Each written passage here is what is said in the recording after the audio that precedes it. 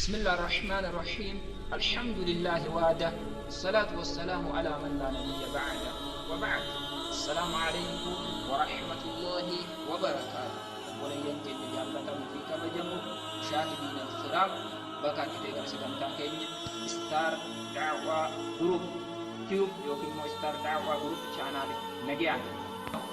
وانت رسمين جدو في دبجو سيرت بربانو سكنتا كينيا أرآن تنقبلني سنين sagantaa ijaarsa qayroo muslimaa jechuudha. Qayroon islaamaa qeelansa akka taatu sagantaan keenya kunis IQM jedhu sagantaa yookiin immoo IQM keenya ittiin dubbifannu yookiin immoo ittiin guddifannu namni argitee xiinsammuun isaa hin bilchaatiin hin guddatiin ifiyuu faayidaa hin oolu biyyaa fi amantii isaatiif wanti jechuudha jechuudha. Dura argitee gabrummaa sammuudhaa ofirraa haasu barbaachisa.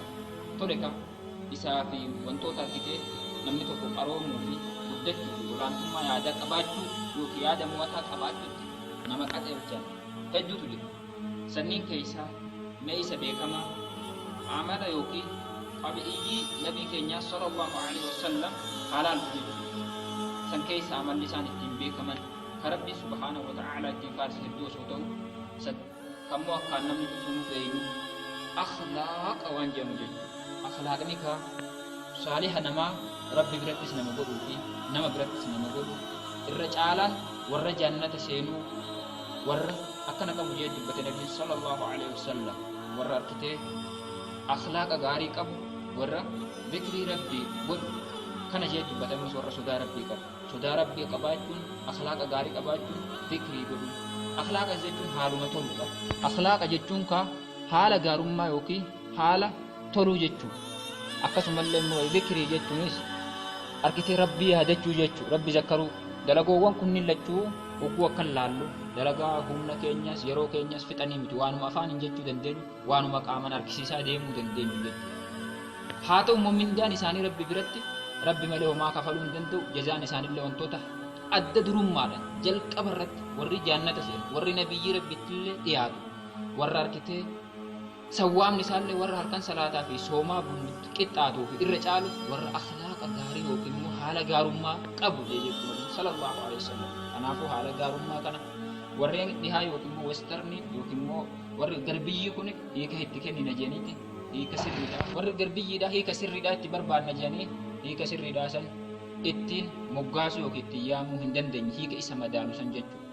Ikkoo abaalanti hiika isaan teessan haa ta'uuti akka isaan yaadanitti moraal and etiksii jechuudha. Wantoota garaagaraa jedhanii moraal pirinsipil jedhanii waan adda addaa kaanii kan biiroo adda addaa yeroo seentanii jettan akkasii jira jechuudha.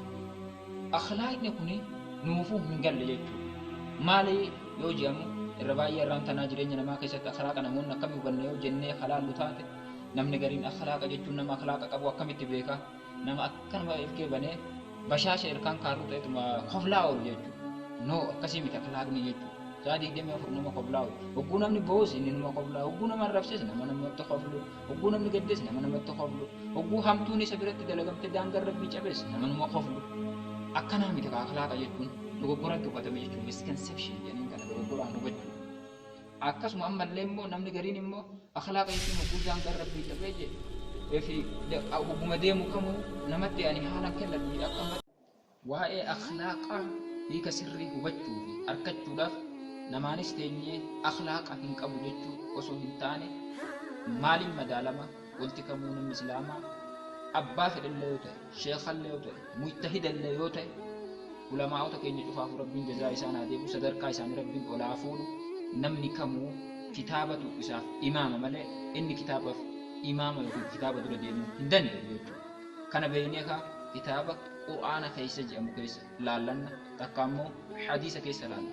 Waa'ee akhlaaqaa mee haadha teenya haadha mu'mintoota ayyu Aishaa haa fudhannu jechuu radiyallahu anhaa Rabbi sirra haa jaallatu dalagaa isii cufaawu akkam jettee ibsite jechuu akhlaaqa rasuulaa sallallahu alaihi wasallam hubbuu isiidhaaf gaafii dhiyeessan jechuu kaana khuluquhul qur'aan akhlaaqni isaa yookiin haala gaarummaan isaa haaluma qur'aanati jette haalli isaa qur'aanni kun ka akkam jechuu haalli qur'aanaa namu warkite hubbuu dubbise ka dubbise hin quufne haala gaarummaa kan nama gammachiisu kammoo akkasumallee si sodaachise sillee boochisu jechuudha.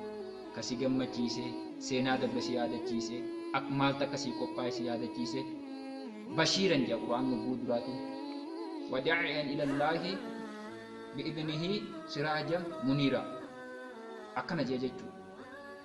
Karaa rabbii keetitti harkitee waamaa haala taateen si erkinee jirra jechuudha. Akkana jea kanaafuu wanti inni duraadha harkitee beekamuu qabu fi quraana keessa jiru bashiiran nama gammachiisa. Quraanni wantoota gaggaarii jaannata keessa namaa qophaa'e haala gaarummaa namni qabu seenaa duraan dabre waa hedduu jireenya kee keessa waan si tolu si taasise si gammachiisa.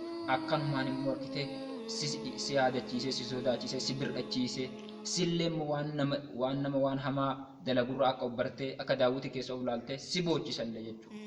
Kanaafuu jidduu kana keessatti haalli akhlaaqa quraanaatiin madaalama jechuudha. Kanaafuu obboleeyyan keenya jaallatamoo fi kabajamu mee seenaa nabiyyi rabbii sallallahu alaihi wasallam yoo fudhannee laalle isliminnaa seenaa isii yoo laalle akkitti isliminnaan ittiin spread yookiin immoo bal'attee addunyaa kana wal geessee anaasillee har'a dhaqqabdee osoo akkitee sayfiidhaan nama bahanii humnaan nama qalanii qabadhu jedhanii harma nama muranii harka muranii kaan gudeedanii kaan kolaasanii akka faanaannoo biyya teenyaa tanan nu muudachaa fi seenaa dabrirraa barannutti jechuudha. Akkasii miti mintiin isliminnaa akkamitti ree hubbuu jan Islam is not spread by sword but by beautiful word jechuudha. Isliminnaan sayfiidhaan miti ka bal'atte garuu jechoota gaggaarii fi hojii gaariidhaan bal'atte jechuudha.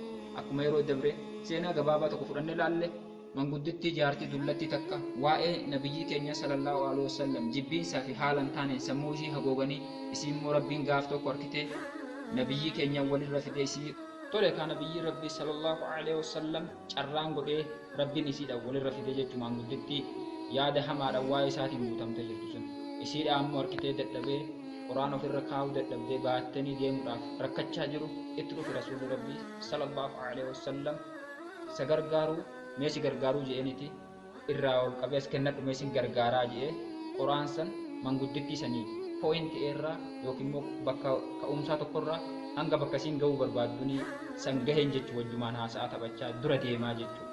Hogguu kana haalli isarraa harkitu kun gochi isaa kun osoo isiin harkitee koottuu na gargaari jettee hin waamin gargaaruun kun isii gammachiisee je'e jechuudha. Hogguu isii gammachiisee bakka isiin barbaadduu fi haajaa isii saniin mana isii saniin pooyinti bii saniin isii gahee jee eegasii booddee ammas maal jedhan nabiyyi rabbii sallallahu alaihi wa alihi wasallam mi amma hoo maal biraa waan si gargaaru waan dabalataa maal si barbaachisa maal si gargaara sin gargaaruu fedhaa jennaan lakki yaa mucaa koo galatoomii maalumatti namni akkanaa namni bayeessii fi namni gaariin namni tolaan kun jetteen jechuu nabiyyi keenya sallallahu alaihi wasallam ati eenyu faa jetteen jechuu haalli nabiyyiidhaa isii booji'ee jennaan akkas jennaan nabiyyi rabbii sallallahu alaihi wasallam amma kunoo eega mana isiitiin isii gahee jee booddee ana muhammadun ibnu abdullah wa rasulullah jee ani muhammad ilma abdullaati ergamaa rabbiiti jee namni harkitee akkasin maqaa xureessanii hammeenyan haasa'an sun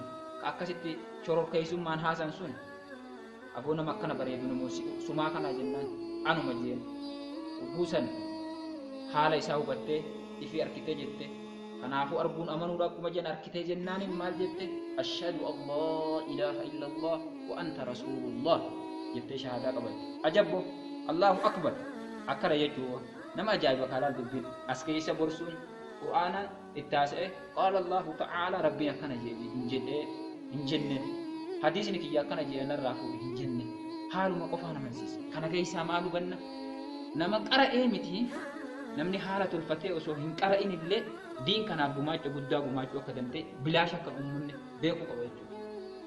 Akkana kaa jabboo seenan nama ajaa'iba yaa'u. Kanaafuu obboleeyyan keenya jaallatamoo fi kabajamoo wanti nutis siniin jechuu barbaadnuu fi barachuu qabnu inni guddaan akhlaaqa akka ta'e beeknee akhlaaqa kana sirreeffachuu fi barachuu qabnu akhlaaqni caalaan akhlaaqa qur'aanarraa qara'amuu fi baratamu jechuudha. Yeroo har'aan tana namni keenya waan irratti waan sirraa wanni nuti nurraa eeggamu qur'aanaa fi hadiisa hubachuu fi qaroo taanee waan gaarii kamiyyuu addunyaa kamiyyuu iddoo kamirraa haa ta'u fayyadamoo taanee duratti tarkaanfachuu qabna. Akkuma sahaabonni qur'aanaa fi hadiisa qabatanii akkasumallee seenaa qarooma warra Roomaa yookiin immoo Ruumii fi warra akkasumallee Faaris yookiin Paarshiyaa yookiin Iraan har'aatti irraa fayyadamanii addunyaa dura dabran nutillee inshaallah fedha rabbiitiin ni dabrina. Fayyaanaa ta'aa nagaan naa tura. Galatooma ulfaadha. Laayik, sabiskiraayib, sheer gochuu akka hin irraanfanne.